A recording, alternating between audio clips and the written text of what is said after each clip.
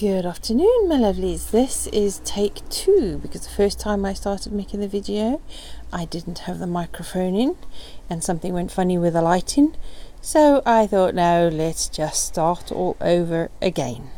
Okay, so this might be new to you, but it's going over old ground for me. But today I actually got some work done. I was up early outside, got loads of seeds planted again. I got Welsh bunching onions, I've got perpetual spinach, beetroot, some fennel that I'll grow under cover here. They won't go in the ground, they'll just go in bigger pots. More red Savoy cabbage for January. Well, it's called January King, so it's harvestable through the winter anyway. And I put some... what was in the back one there? I don't remember. I know I did parsnip. I know I did a whole bunch of different lettuces. Oh, I don't remember now. See, and I haven't even written on the labels. I'm going to have to remind myself what I put in there. The celeriac I've transplanted into bigger pots because I don't have space in the garden for them yet. So as they grow, I'll just put them in bigger pots so that when there is space ready and I can put them out, it's no messing around. I just make a hole the size of the pot, take the plant out and pop it in the hole. It's less messing around with the soil. Hopefully they'll survive. Other plants have survived me doing that. Transplanted all the Brussels sprouts.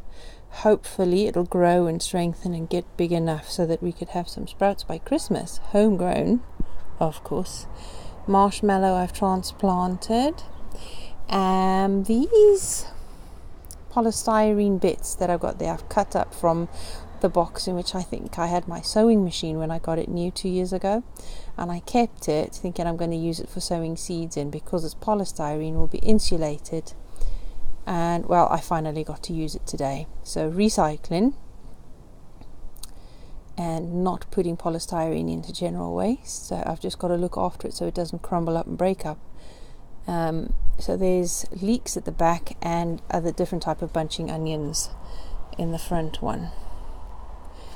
I had transplanted my poinsettia into a bigger pot, so that will be going indoors soon because it's starting to get a bit cold out here. I did transplant also the kale seedlings so that they can get tough enough and strong enough, and I'll put them in bigger pots. I won't put them in the ground because I think we've got enough in the ground, but we do have kale every single day in one way, either in soups or stews or curries or smoothies or whatever, but we have kale practically every day for our greens. The swede I have transplanted there. They won't be going in the ground until they are much more developed. The last lot, I think I've only got 2 plants left.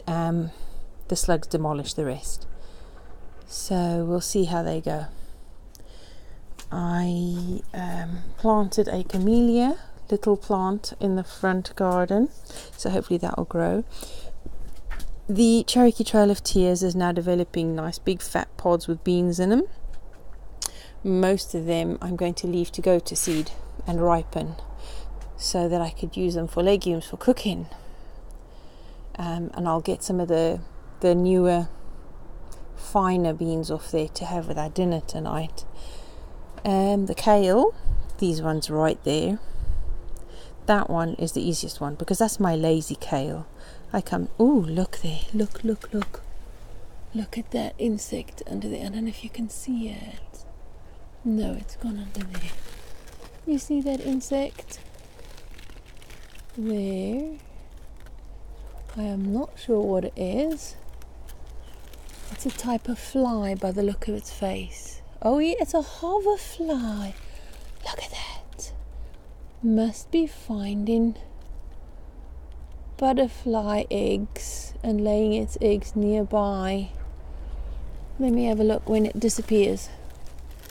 That is a hoverfly. Where are you, beauty? Wow, what has it done there? Has it laid eggs? I don't know, I can't see now where it was. But I am not going to harvest that now because if it's laid eggs nearby, there are tiny caterpillars there. So I will leave that plant alone now. So So yeah, good guys. And look, right there, I don't know if you can see it. Yep, right there. Some butterfly eggs. So I'm going to leave the space now and let the hoverfly come back and lay more eggs. Good guys doing their job. I'm so happy. I love it when I see the good guys. I mean, I suppose even the bad guys are good guys because they're feeding the good guys.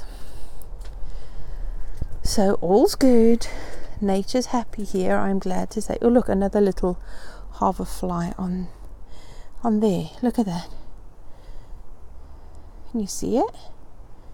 Just there. That's another type. Yeah, we like these good. Oops, sorry, we like these good guys. Look at the size of that flower on that amaranth. That is huge. It's now longer than my arm. It's obviously happy in that spot. The yacon has started creeping out of the side of this trellis to get more sunlight and is still surviving fine. Let's see if I can get through this jungle. Right, this broccoli plant, look at the stem on that. Nice and chunky, but the other one has died. The cabbage root fly completely demolished the root ball on that, and it's no good. I shall take off some of these bigger chewed up leaves because it obviously is just going to encourage the slugs. The rocket is going to seed at my feet. The borage is still feeding bees. Needs a bit of a trim. Some of it's going over, so I'll cut it back so that the new ones can flower. The poppies, they're ready. I can scatter them. A couple of corn cobs are ready for harvesting. We'll have some of that with supper tonight. The kale, like I said, we have kale every single day, so we have different types of kale. That one is more for like the stews and soups and things, and I do use it in the smoothies, but this one I use more in the smoothies, and I would like to make some kale crisps again. I have tried before, and I'd like to try a different method because I wasn't too keen on the last ones. They were a bit scratchy on the throat, so I'm going to try different ones. This bucket this morning when I was sorting all the plants is the bucket in which I put some of the clumps of sod from where I dug up to plant that bed on the other side there when I had too much soil. And I just put the clumps in that bucket and I layered a bit of compost in between and then a bit more on top before. And when I went to look at it today to crumble it up and sift out some soil to mix with the compost, half of it to the bottom was already completely processed by the worms, and it was absolutely swimming in worms. So obviously the worms have done the job for me, and I was really happy. So the top chunks I took off, sifted out the bottom bits, put the worms back in the tub, and then layered the clumps again with more compost, so letting the worms process those clumps, those grass clumps that have now, the grass has died, and it's making new soil for me to mix with the compost, and I'm just leaving them there to carry on happily. There are still a couple of patty pans growing on that plant, but it is going over. It's at its last. It's hanging on, but it won't be there for much longer. I think another week or two. The weather is changing now and it's definitely autumn. Oh, that one pak choi is not holding up very well. It's not pak choi, sorry, Nepalese cabbage. Oh, hoverflies, sorry, disturbing them. See? Hoverflies right there. Look at that. It's out of focus a bit, but there's a hoverfly right there on the flowers of the Nepalese cabbage. So still feeding good guys. And oh yes, the smell is still just as good as the plant was at the front garden. Oh, it's beautiful. Vegetable flowers that smell like perfume, eh? Okay, there's still blackberries growing on that thornless blackberry that I brought back from the allotment, but we're getting such good blackberries from the evergreen thornless blackberries that I'm not really going to bother growing any more of the thornless blackberries. So just keep those going because they're just evergreen and perennial and they'll keep going. The strawberries are setting runners everywhere, so I'm going to pin them into plant pots with soil so that we can have some more strawberries. Oh dear, look, after all that rain we've had, the marshmallow is sitting in a bath. I'll have to empty that out in a minute. I don't want them drowning. That one as well, but this one's fine because it's not a watering tray, it's just a seed tray, so it's got holes in there. And this is a foxglove plant, so I'll put that in the front garden. Tomatoes, look, still getting loads of tomatoes. They're looking really lovely. These are the plum tomatoes. I only grow plums. They're looking really lovely, growing well. I'm not expecting to get much off of this Chilean guava this year. All the fruit seems to be falling off, except for there's just that one over there. I'll take that leaf off so you can see it. Check it, that there. You can see why it's related. It says it's related to a blueberry because of the shape of it. It's related to blueberry, which is called Chilean guava, and the bush is very different because this is the other blueberry right next to it. So it's obviously a very different plant, but still related. So there's not many, and there's, I think, yes, 1, 2, 3, 4, maybe about 6 fruit on the whole bush.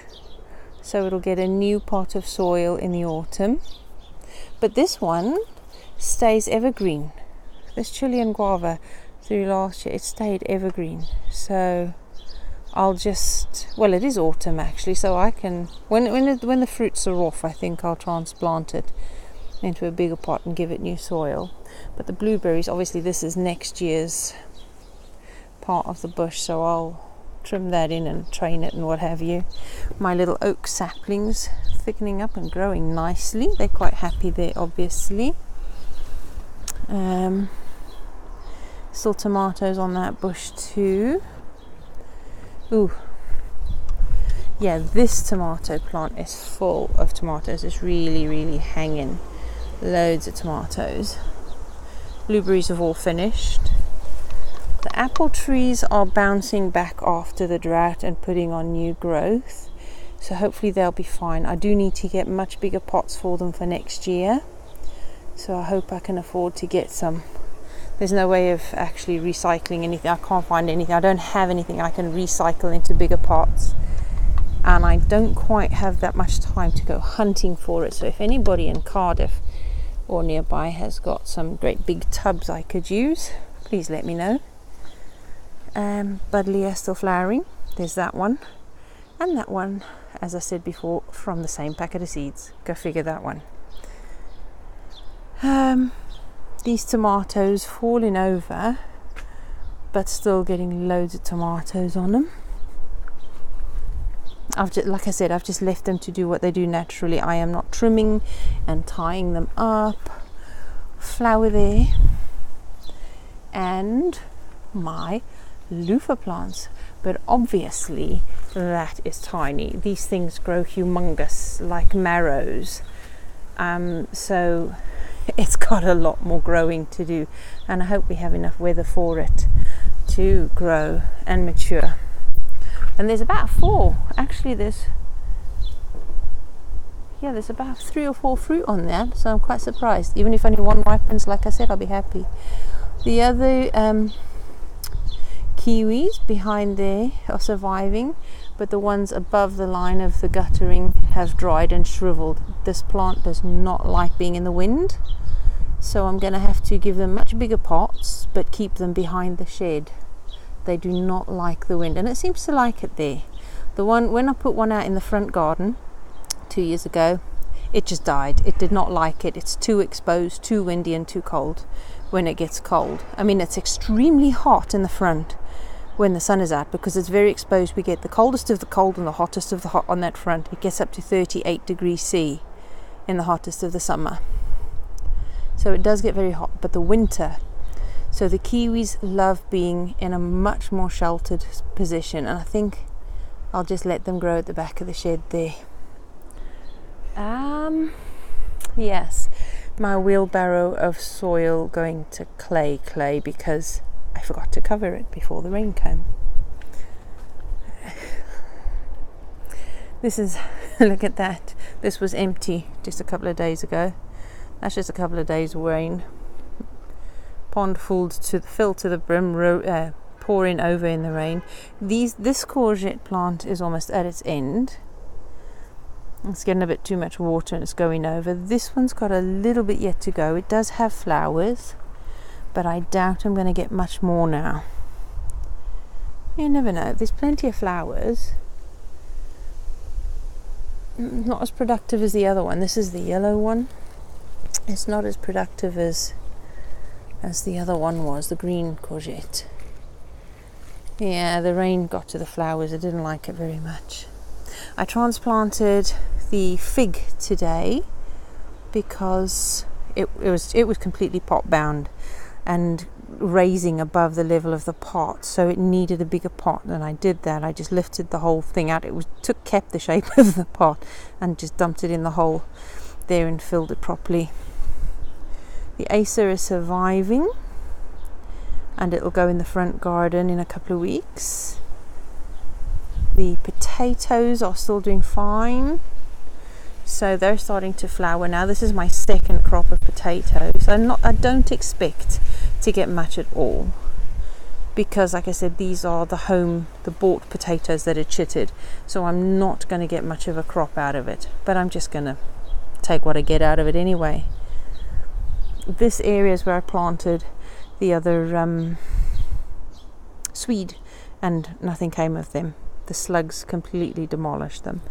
But these ones are starting to swell their stems. You can see that. So I'm starting to get a swede over there. They are close, but they'll be fine. They're growing. Look, the stem is swelling. So they're starting to grow okay. These need earthing up, the parsnips, but can you see already it's starting to develop parsnips there that you can recognize as parsnips. So I'll earth that up a little bit more. The celeriac, yes, they're a bit close together, but that is fine. And they're starting, oh look, they're starting to form bulbs now at the stems. So yes, things are growing. Oh, naughty birds have pulled all the soil out there. I'm going to have to earth that up again. But they're starting to form stems. They're thickening their stems to form root veg. It's not root veg. I think they're the stems actually that are swelling. So we will have some celeriac. Don't know what it'll be like. It's the first time I've grown them. This honeysuckle is not liking the effects of the summer. So what I'll do in another week or so is I'll chop it right back down to the new growth there, and hopefully next year it'll cover, spring back. Look at this. This is the vine from the grapevine. It has just sprawled. Look at it. It's going everywhere. It loves its new pot in the corner there. It's quite sheltered behind all the pots, so the roots are sheltered, and technically so is the rest of the plant a bit, and it really seems to like it. So I'll have lots of leaves to harvest from here. Okay, these 3 apples I'm just going to have to take off. They're already yellowing. They're not going to develop into anything, and I think it's only fair on the plant, because it's been struggling with a drought, just to take the fruit off and let it, it's just coming off easy. Look at that, it just no effort at all, and it's coming off. So I've taken them off. Now go in the composter just to give the plant. Oh look, the vine is. Oh, I'll have to take that off. Yes, you like climbing, I know. That's what you do best. But do you have to grip onto everything? Oh look, it's even climbing up towards the hanging basket. Look at that, and that's just in a couple of days. I'm going to have to, oh, it's gone under the cover there, so I'm going to have to put some hooks along there and train it to where I want it to grow. My rose needs some food, but there's a good little hovering insect there. The violas are still surviving there, but they've gone over in the baskets, and the nasturtium is setting some really lovely massive seeds. Look at this. Oh dear, they were ready.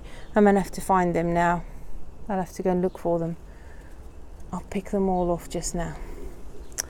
More seeds there. I'll keep them and grow them for next year. No, I won't pickle them or use them like capers because I don't like them. Other people might, but I do not. Yeah, I don't like nasturtiums. I mean, the flowers, I've tried the flowers, they're okay. I hate the leaves, they're far too peppery. And I don't like the seeds, they're not for me. Each to their own. But I will harvest whatever flowers are left before they go over completely, to dry and store for making tinctures. When I've got enough stuff, I shall have a go at making the experiment with the to make some tinctures. I put in over there, I replaced one of the dead violas with an aster, but the root balls in there are so tight I wasn't going to bother with these. I wouldn't reach them. Oh look, there's some more seeds. Okay, so we've got more seed. Brilliant. I'll have loads of nasturtium for next year. There you go. That's where we're at.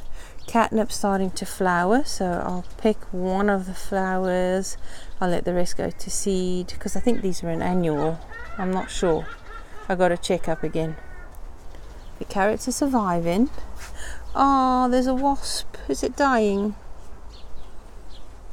It looks like it's dying. What's wrong with you?